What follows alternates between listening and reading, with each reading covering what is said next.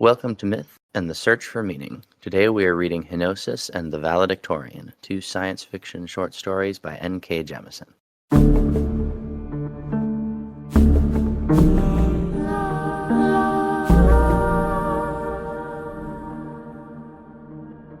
I'm going to ask you a very intense question, and you can answer it however you want. Just like, I know you know this, but I feel like I have to say, this will be on the internet. So, share what you want to share.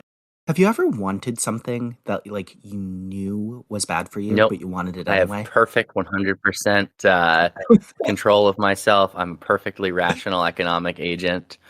I am the utilitarian. Okay. Well, one thing that I will share is that when I was 20, I think, I had my first drink of alcohol in college. And for that 1 week, I was a mess. And I got my shit together afterward.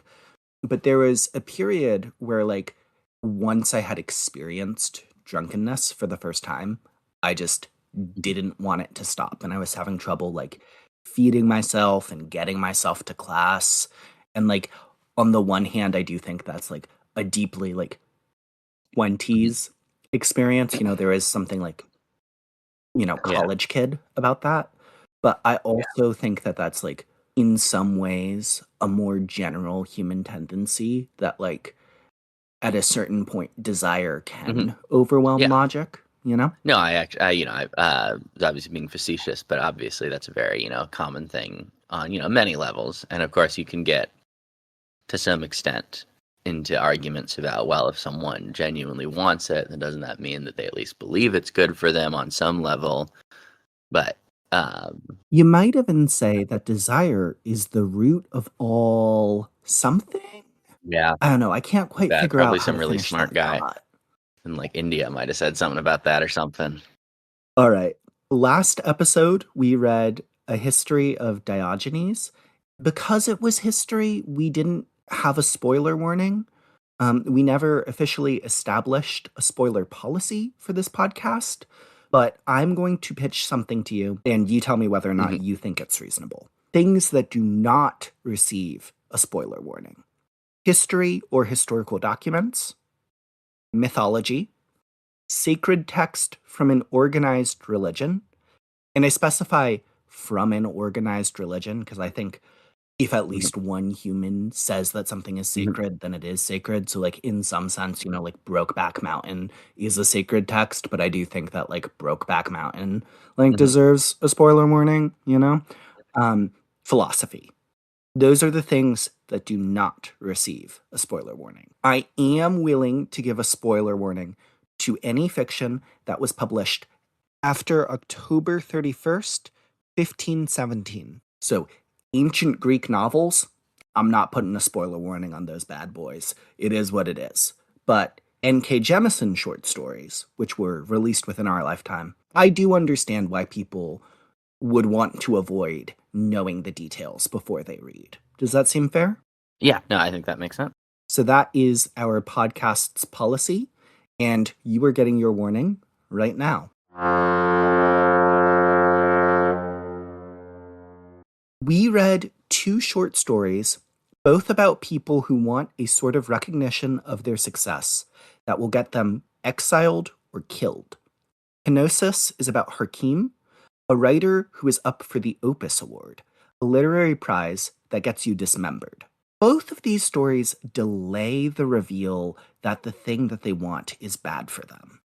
How do you feel about that? I think that makes sense. I mean, it's maybe not the whole function of it, but, often short stories are kind of based around a sort of moment that recontextualizes things, the earlier parts of the story. And recontextualizing this form of recognition is actually bad is, I think, a pretty effective one. And it makes sense to slow roll it because you keep the reader being like, well, why isn't it just good that they did this or got this prize or whatever? Yeah. In the case of Henosis specifically, the way that it's delayed is the story is told in a non-linear fashion, kind of like Pulp Fiction, except they use chapter numbers to establish the order of events. So you were actually in the room with me when you read Henosis for the first time. Yeah. And you opened it and then immediately turned to me and was like, did I miss something? Or is it starting with the number 3? Yeah, number Or 4. number 4? And that was just like such a cool experience for me to watch you be like, hey, wait a fucking minute. Because that's exactly what I did when I read this story. So you mentioned earlier, like recontextualizing. And I think part of what's so interesting is that this story is kind of like in dialogue with the author's own life.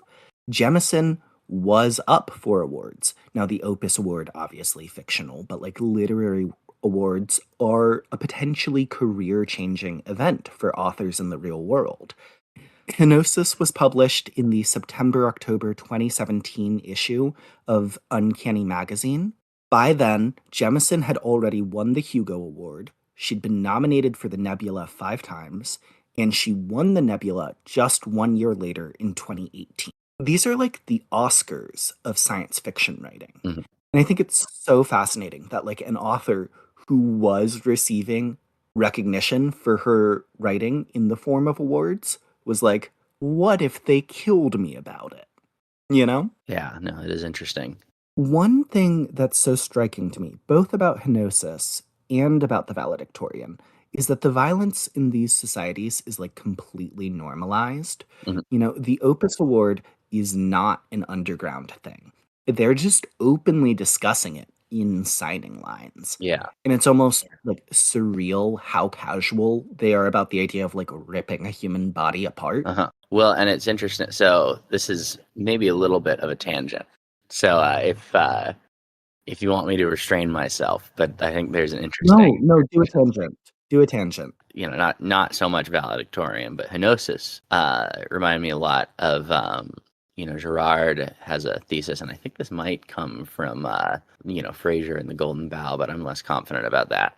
That monarchical roles were initially sacrificial victims in waiting. So, like, kings and queens would eventually be sacrificed. Yeah, and that they just eventually it was like if they solve enough problems, then they can delay it, and then it became just what we think of as a king or a queen. But I don't necessarily have like a deep thematic connection, but it definitely resonated. Yeah, I mean, like, there's something very primal about the idea of human Mhm. sacrifice.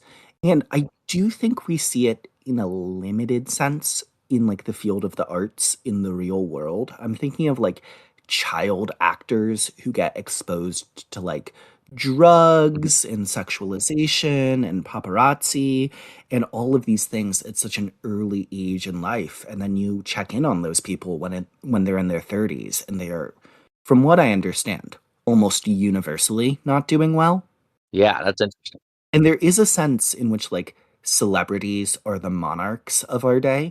We are getting a little bit far Mhm. from, like, talking about writers specifically, but just, like, the idea of, like, Mhm. venerating an artist. I think Chapel Roan is another person who gets, like, subjected to these, like, do you know who that is? Yes, Okay. mostly from you. Do you know what a lesbian is? Yes. Chapel Roan, especially, like, in the LGBT community, I feel like gets subjected to these superhuman standards. And then when she turns out to have been a human the whole time, people get mad at her for it. Huh. I want to talk about the title. So it's called Henosis, which is a Greek word. It just means oneness or unity. It was later used by Neoplatonist philosophers to mean unity with God. They wouldn't have called it God, but like for the purposes of a brief summary of Neoplatonism on a fucking podcast, unity with God. Why is that the title of this story? Well, I mean, it mostly talks about dismemberment, but there's a certain, association that popped into my mind with like, Henosis and dismemberment and human sacrifice and the Eucharist. So the Eucharist, I'm not a Christian. I've never been a Christian. So correct me if I got this Mhm. wrong. But the Eucharist is the piece of bread that gets blessed and either represents or becomes the flesh of Jesus Christ, Yeah. and then the whole community eats God, right? Yes. Yeah. And I don't think there's anything that suggest that they hate the authors, but that sort of like almost religiously significant sacrificial ritual that involves, becoming one with the object of the sacrifice, that obviously looms pretty large. I also think, in some sense, by saying that someone has written their magnum opus, you are suggesting that they have like almost transcended the plane of the human and Yeah. like attained godhood. Yeah. So, in some sense, Henosis is like something done to you Yeah. rather than something that you do. Yeah.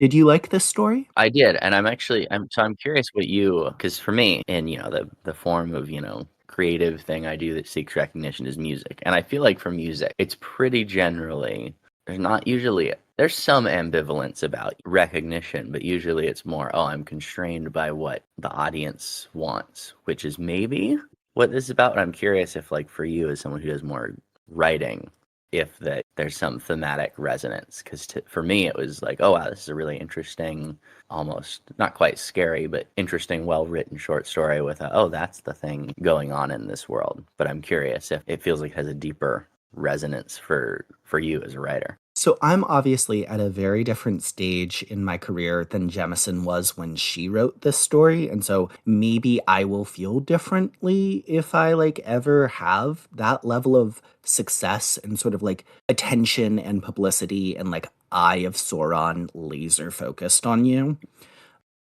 At this stage in my career, in my writing, I really don't think about the audience too much, or I don't know, because like I do write in order to share my stories with other people, but I'm not especially concerned with like casting a wide net, Mhm. in large part because I've kind of already accepted that my stories aren't going to be like blockbusters. I don't know. I will say that I feel like as a gay writer, there is a lot of pressure on me to either write characters who are not like me, by which I mean heterosexual, or to avoid depictions of suffering.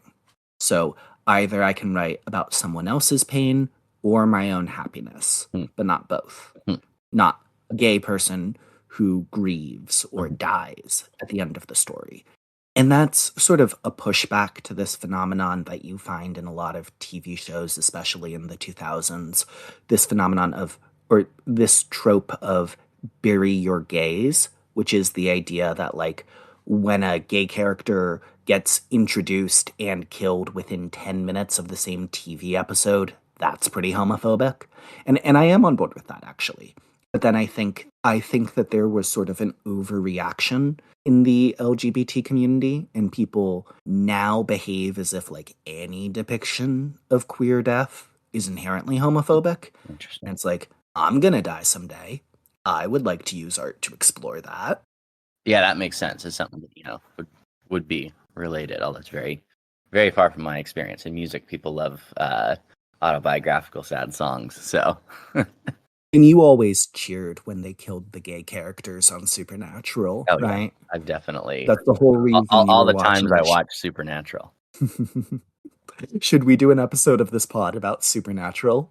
Only if we watch the one that talks about Robert Johnson. That's the main thing I know about I it. don't know There's who that like is. he's the oh my What's gosh, Robert he's one of the Johnson? greatest blues musicians of all time. Well, I am down to watch. We're not doing a podcast episode about this, but I am down to watch that episode with you completely out of All right, context. sounds good. Do you want to move on to our next reading? Yeah. The Valedictorian is about Zinklai, a high school student on track to be the top of her class, which would get her kicked out of her city and given to AI monsters. Zinklai has 3 rules. What are they? She will never give anything less. She will not live in fear, and she will be herself. Like, as far as a manifesto of human life goes, that's pretty good. Yeah, I think I mean, it's, maybe what we would call a high variance set of rules. I don't know what that means. Oh, just one that it's not what even, just in like the current right now existing world where you don't get kicked out of society for being top of your class. It's not necessarily the set of rules you'd pick for maximum interpersonal peace and what's the word I'm looking for? and frictionlessness, which is not necessarily a good goal. There's this conflict between Zinclay and the looming threat of the AI. But most of the story, I would argue, is actually not about that conflict. It's about the tension between Zinclay and other humans. So, right out the gate, and on the very first page of this story, Zinclay's parents suggest that she hires a male prostitute to get her pregnant, which is Just missed that they suggested that she hire a prostitute to do it. the parents suggest that she sleeps with this kid whose last name is Sanderson, and then says he doesn't charge very much money. Oh, huh. So there's this almost like underground economy. It's never explicitly stated, but I think the implication is that if you get pregnant, you're dropping out of high school. Yeah. I think that just sort of like when I read it, I mean, obviously the suggestion that she gets pregnant was, I got that, but I just sort of like glossed over that doesn't charge much. It's an interesting way of flipping the phenomenon of teen pregnancies, which in the real world is often viewed as like a life-ruining mistake. I don't want to judge anyone. So like I'm not saying that it's a life-ruining mistake, but like there is sort of this overwhelming societal narrative that having a baby that young will like ruin your future. And here, having a baby that young is your escape route. You know? Another way that there's tension between Zinclay and other humans is that her teachers know that if she gets taken, their favorites won't be. Crazy. Yeah. I mean, like, they're using her as a human shield for other students. Yeah. And all of this culminates with this internal monologue towards the end of the story where Zinclay thinks humanity doesn't want her, doesn't want the ones who are different, however much they might contribute, doesn't want the children who cannot help uniqueness, despite a system that pushes them to conform, be mediocre, never stand out. You might have a different reaction to this. But to that, I say, yes. And this is actually, like, I would say, the peak of Zinclay being a child in this story. To me, it's like, it's such a naive question. Like, obviously humanity does not want you, does not want the ones who are different, you know? And so my reaction is Zinclay is very book smart throughout the story. That's how she's on track to be a valedictorian. But here she reveals a real lack of like life experience and I guess street smart, for lack of a better word. How did you react to that monologue? And do you agree with it? I think it makes a lot of sense within the story and within, the position of it. I don't think I would say that in reality it's simply true or false. I think humanity is a little bit too large of an abstraction to say. That's fair. I don't think that all humans are that way. I just think, like, maybe don't flaunt your differences on a crowded elevator unless you know how to fight, you know? Yeah, no, I think that's often, true, but I think there's a bunch of different reasons, and there's different kinds of, variant that are interpreted differently. I mean, obviously, you can look at, like, medieval saints. The premise is, but, by definition, they're very unusually saintly, and often at least the narratives of their life have exclusion, but then, of course, they're held up later because they're saints. So I think it's a much more complicated, but, I certainly don't think it's simply false. The valedictorian in this world gets taken by the AI monsters who live on the other side of something called the firewall. But the valedictorian isn't the only kid. They also take the bottom 10%, right? So I mentioned earlier, I think pregnancy exempts you from high school because there's a mention of like a teacher who would have been one of the 10%, but not as many kids got pregnant as they were expecting. So the only way I can make that work in my head is like the pregnant ones weren't graduating and therefore did not have like a final GPA at the end of their senior year. Yeah, that makes sense. Yeah. But this idea of taking the bottom 10% of high school students in their senior year and just putting those kids' lives through the shredder, that's like actually something that real society does. maybe not in as permanent and physical of a way as it's depicted here, but the way that we have structured society really rewards looking good on paper in a mathematical way, like maxing out your GPA, maxing out your recommendations, getting all of this paperwork to look good. Mhm. And if you can't do that, your job prospects shrink. Your job is tied to things like healthcare and housing Mhm. in these very urgent ways. Yeah. I think that's generally true. Although there's probably many different just socioeconomic groups, different sort of similar ladders of, competence and status that are used. But certainly that's the like white collar one. Well, like I should say, like I was one of those 10% in my own life, Mhm. and like I'm doing pretty great Mhm. at this point. Life is pretty fucking good. Mhm. So I don't want to say that like your life is over, Yeah. but I developed epilepsy in high school, and let me tell you something, those GPAs were not happy with the epilepsy. Yeah. No, I was making not the point that it doesn't matter that there's variant, but just that there's also different, I guess, for lack of a better word, hierarchies on which that like top or bottom 10% might be classified. Grades and stuff is the white collar one, basically. I do also want to know this short story does like bring up a eugenicist idea that like, oh, if you take away the 10%, like you're keeping the herd healthy. And Zinclay sort of brings this up in a credible way.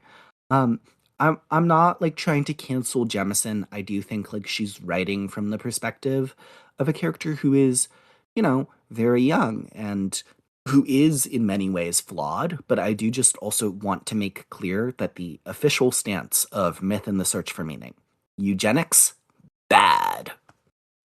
Bad and fake. You want to talk about Lemuel? Yeah, that part I thought was very interesting. So, this short story was published in 2017, and it's about AI. Yeah. Thoughts? I think it's AI are mostly just people who were manufactured. Like it doesn't get a ton into, the It's not like Lemuel is. That's right. A valedictorian is someone who gets brought to the other side of the firewall. Would you like me to come up with more information about the firewall? yeah, not just that. There's lots of, even older science fiction that is very interested in like, the potential, subjectivity of an artificial intelligence. And this one is less about that and more just about how people might relate to some form of essentially, ascendant artificial intelligence, which, in this case seems to be mostly try to be as separate from it as possible. Well, I just think it's so fascinating that, like, this short story, which was published only 2 years ago, don't correct me, has such a different attitude to AI than people do today in 2019. Don't correct me. All right. I won't correct you. Time dilation didn't happen to me. Nope. It's 2019. It's 2019. It's all okay. I just graduated high Nostalgia is school. a trap. Nostalgia is inherently reactionary. Don't give in. So this AI is capable of leaving human bodies and entering other ones in a sort of like Danny Phantom overshadow way. Mhm.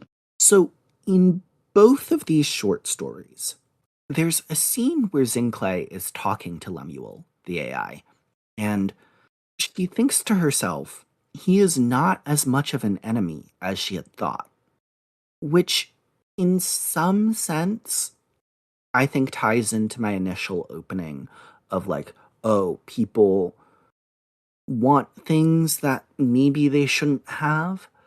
But I also think like the should in that sentence is like so subjective, you know? Mhm.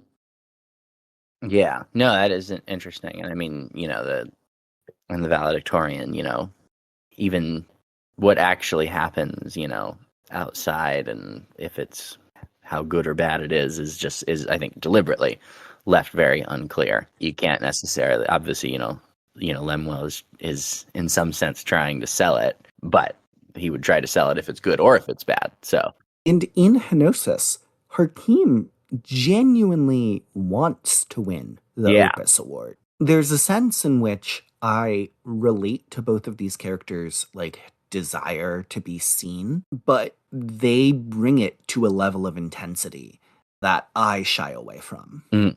In both of these stories, the final fate of a successful person is alluded to, but not actually depicted, like quote unquote on screen. Yeah.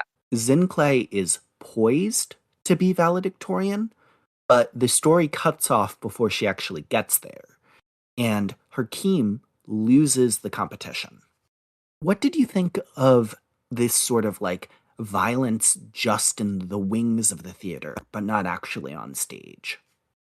I think that was a good choice, since I think it's less about the actual, like, system or fact of it, and more about how do these, characters react to that being part of the world they're living in. I think they both, to me at least, seem very, very character driven more than like world building driven or something.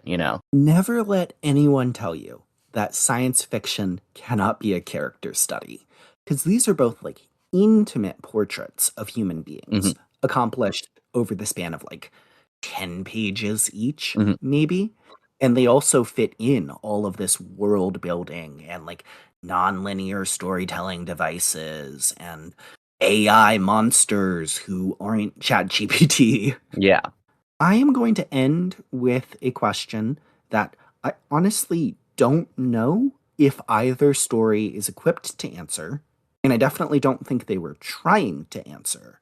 But I'm just curious to know what you think through the lens of these readings. Why do human beings want things that they maybe shouldn't have? Do you want my boring realistic answer, or do you want me to try to, like, go into flights of literary philosophical rapture? Dealer's choice. Answer however you want. I think the main thing is just that, we don't have one want or model of what we should or shouldn't have. So that, when we want something that we shouldn't have, what that really means is one part of ourselves optimizing for some goal says, oh, this is bad in this case. Maybe, for like, Hakeem, not dying. And another part, optimizing for some other goal, which is useful, says we should have this. In the case of Hakeem, recognition is, a great author. When those become in conflict, there's not necessarily any one position from above that decides, all right, well, on balance, living matters more than recognition, which makes some sense because on some level, there's things which can give you a lot of recognition, which might be good on expectation, even if they risk death. And it's not necessarily obvious to me that our minds are going to weight certain death as actually certain over sufficiently, valuable recognition. All right. You want to do pitch tournament? All right. Welcome to Pitch Tournament, the part of the show where we pitch adaptations of books that we'd like to see. So today we are going to pitch in 3 different mediums: graphic novels, prestige TV, and film. Now, for prestige TV, you are required to also cast at least one character with a real actor. And for film, you got to pitch a director to make your movie. Does all that make sense? Yep. All right. Would you like to go first? Or I can? Sure. Up to you. Do we want to like switch back and forth for each media? I think that would be good. Like your graphic, your TV, my TV. Yeah. All right.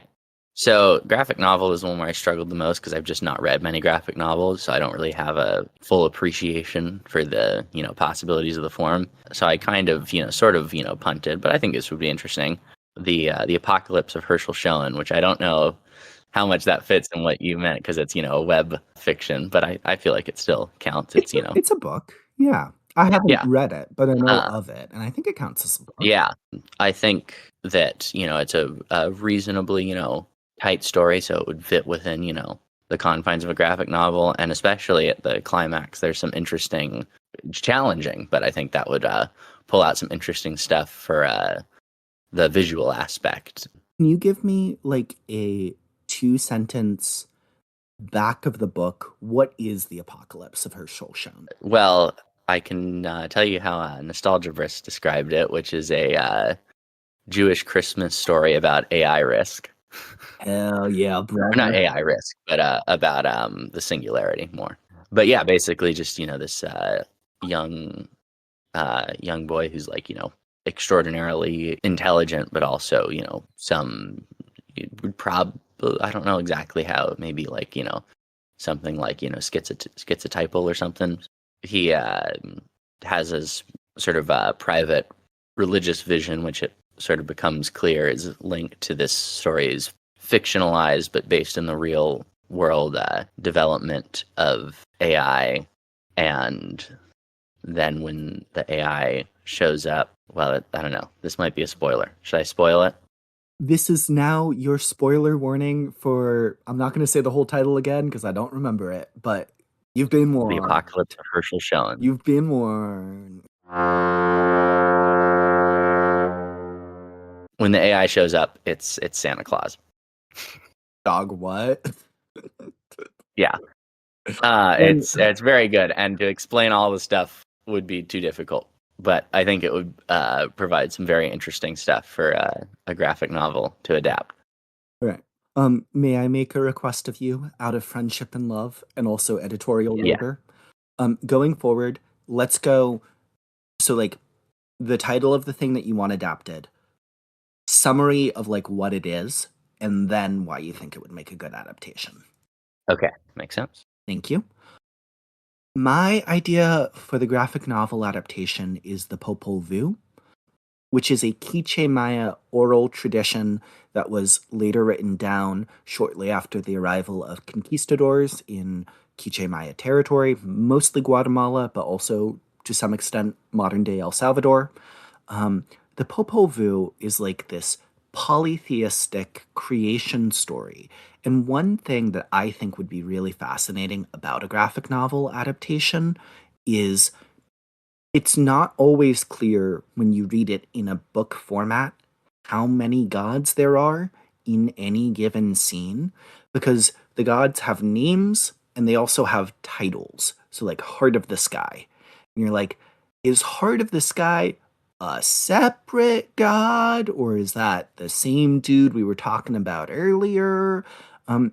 And this text is so old that there isn't really a scholarly consensus on what's going on. Um, Mhm. in the classics of Western spirituality, the introduction states that there's actually only one God in the Popol Vuh, which is absolutely false.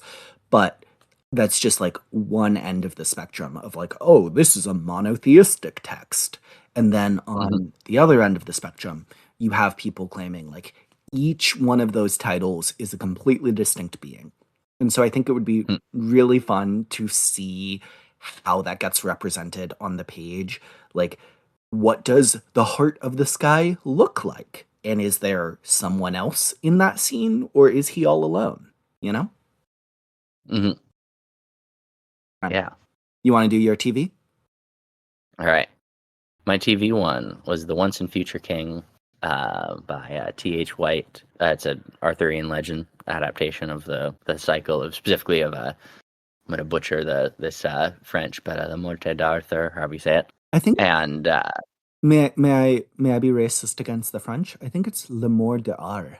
okay, that could be the book is in English, but Yeah. it's the title is well, it's in Middle English, but anyways. And for the actor and character, this one I'm not actually sure how it'll work, but I think it'd be interesting. Aaron Paul as Gawain. Oh hell yeah, motherfuckers. Let's Yeah, go. because Gawain has some like of that, the like Jesse, like angry young man trying to be good sort of energy on some level, at least trying to be good. Hell Um, yes. so And I think that would be an interesting casting. so last night at 2 in the morning, you texted me, I have the best pitch ever, but it's never gonna get made. Is this the idea you were talking about? Nope. No. Okay, well now you got me really excited. Yeah. My prestige TV adaptation pitch is The Road by Cormac McCarthy, which is a novel about an unnamed man and his son who are just walking down the road after the end of the world. And it's very slow and ponderous, and most of it is just them by themselves being hungry and cold and traversing the dark. And sometimes they interact with other characters, but there's this real suspicion that the man has with regard to everyone who is not his son. And he has so much tenderness for this child. And then for everyone else, he has this real gruff, untrusting exterior. And my actor that I'm pitching is Nick Offerman, most famous for his comedy performance in Parks and Rec as Ron, the sort of grumpy Parks Department employee. But he also recently, I say recently, this was like 3 years ago, but he appeared on the HBO Max zombie TV show, The Last of Us. And he did like this absolutely heartbreaking performance as a survivalist who outlives the rest of the world because of the zombie apocalypse, but was very alienated in the quote unquote real world, like the pre apocalypse world. And then once he survives, he falls in love with another survivor. And there's this sense that that character never experienced love before the outbreak, and he doesn't really know what he's doing and is like confused by his own emotions, but feels them very, very deeply. And I think that would be a great fit for the man in The Road. Yeah, that would be an interesting one. All right, hit me with your movie pitch. All right, my movie pitch is Demons by Dostoevsky, which is a novel that begins as a almost very like light story of this like, you know, pretty slow moving through this I don't know if it's quite rural, but you know, the provincial Russia of the 19th century, and then shifts to just like this descent into chaos due to, you know, essentially the grandstanding all this of the of this group of, you know, young Russian, you know, radicals.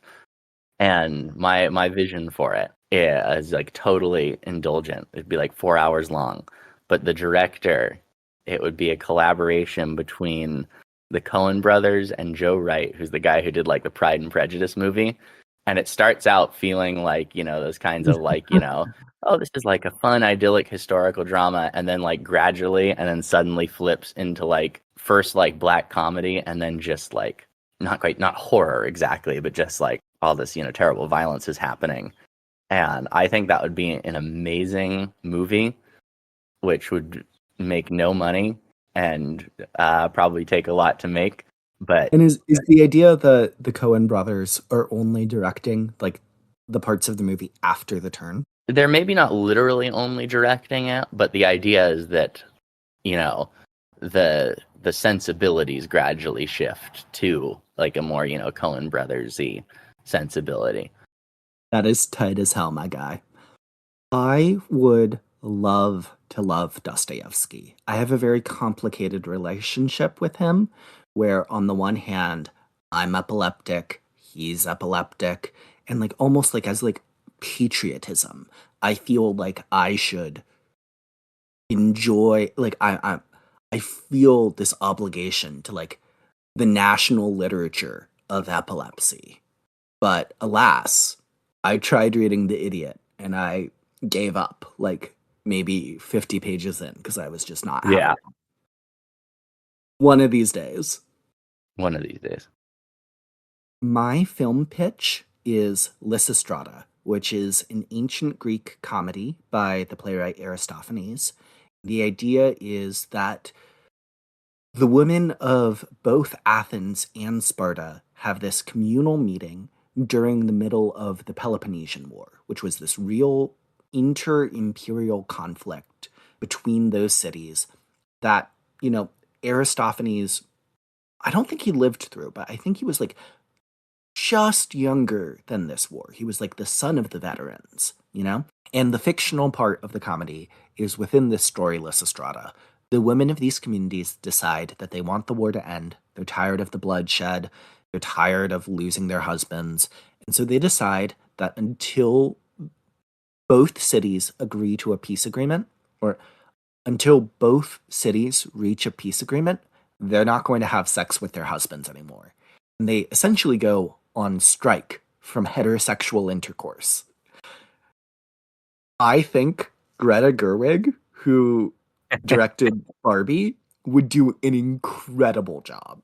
She has this real camp sensibility, but she's also curious, I think, about the relationship between men and women, and what does it mean to be a beautiful person, and what does it mean to be desired.